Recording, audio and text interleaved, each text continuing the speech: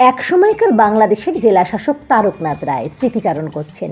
সন্ন্যাসী স্বামীজি আমাকে ঈশ্বর সম্বন্ধে উপদেশ দেননি, বেদান্ত অথবা রাজযোগ সম্বন্ধে কিচ্ছু বলেননি। 1 ঘন্টা ধরে তিনি যা বলেছিলেন তার উদ্দেশ্য ছিল ভারতকে তিনি কিভাবে পুনর্গঠিত করতে চান। আমার মনে তার একটা ধারণা উৎপন্ন করা। স্বাধীন স্বপ্রতিষ্ঠিত আত্মসম্মান গর্বী ভারত তার সাধনার বস্তু ছিল। তার স্বপ্ন, তার সাধনার ফল, তার তিরোধানের পর অল্পকালের মধ্যেই সমগ্র ভারতে ব্যাপ্ত হয়েছিল। মহারাষ্ট্র তিলক, পাঞ্জাবে লালা লাজপত রায়, বাংলায় অরবিন্দ তাঁর স্বপ্নকে বাস্তবে রূপায়িত করার জন্য আত্মোৎসর্গ করেছিলেন। তার স্বপ্ন অর্ধেক বাস্তবে পরিণত হয়েছে।